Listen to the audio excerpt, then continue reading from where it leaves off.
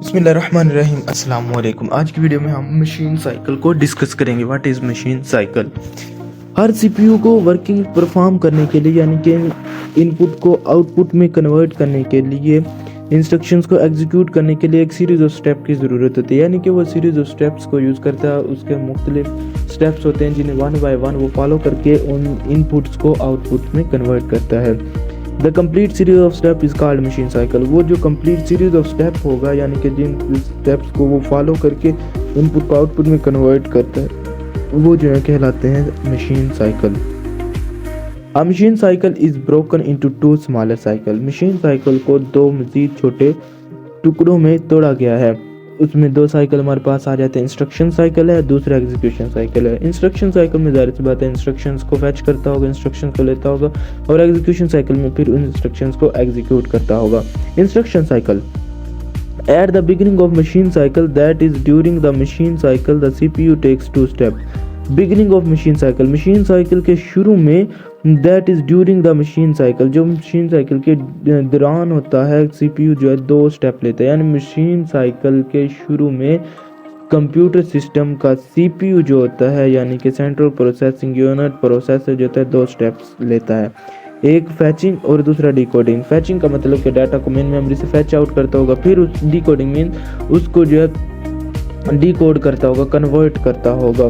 फैचिंग before CPU can execute an instruction, इससे पहले कि सीपीयू किसी भी इंस्ट्रक्शंस को एग्जीक्यूट करे यानी रन आउट करे, कंट्रोल यूनिट जो होगा लाजमी तौर पर डाटा को मेन मेमोरी से एक्सेस करेगा। या जाहिर सी बात है जब तक हमारे पास डाटा नहीं होगा उसे हम किस तरह उस पर कोई भी वर्किंग परफॉर्म कर सकते हैं। सबसे पहले डाटा को मेन मेमोरी से फैच किया जाएगा, उसके बाद उसको डिकोड किया जाएगा, फिर उसे एग्जीक्यूट किया जाएगा। Decoding before a command can be execute, इससे पहले कि किसी भी इंस्ट्रक्शन को आउटपुट में कन्वर्ट किया जाए या कोई भी कमांड एग्जीक्यूट हो, कंट्रोल यूनिट जो must be break down the command into instruction that correspond to the CPU instructions. यानी कि जो डाटा दिया होगा आपके यूज़र ने, मतलब यूज़र ने जो डाटा दिया होगा उसे लाजमी तौर पर मशीन की लैंग्वेज में कन्वर्ट करेगा, डिकोड करेगा, उसके बाद फिर उसे एग्जीक्यूशन के लिए नेक्स्ट ट्रांसफ़र करेगा। Execution cycle at this point the CPU is ready to begin the execution cycle, यानी एग्जीक्यूशन साइकिल है इस साइकिल में अब आपका सीपीयू जो है बिल्कुल रेडी है आपकी इनपुट को आउटपुट में यानी कि इन्फॉर्मेशन में कन्वर्ट करने के लिए।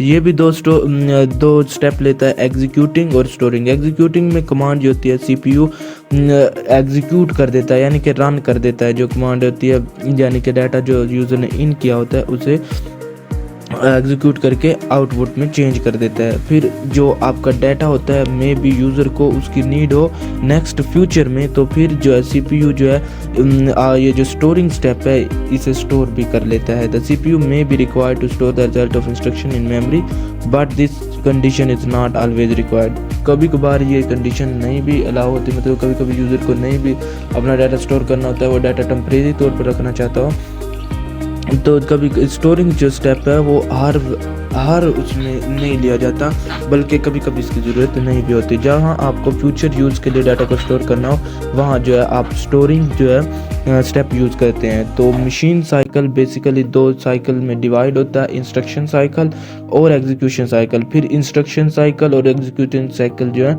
अपनी वर्किंग परफॉर्म करने के लिए मज़ीद दो स्टेप लेते हैं। इंस्ट्रक्शन साइकिल फैच करता है और फिर डिकोड करता है डाटा को, एग्जीक्यूटिंग साइकिल जो होता है उसे एग्जीक्यूट कर देता है यानी रन कर देता है और फिर उसे स्टोर करता है। लेकिन स्टोरिंग जो स्टेप है वो हर बार रिक्वायर्ड नहीं होता। तो ये थी आज की वीडियो जिसमें हमने मशीन साइकिल को डिस्कस किया।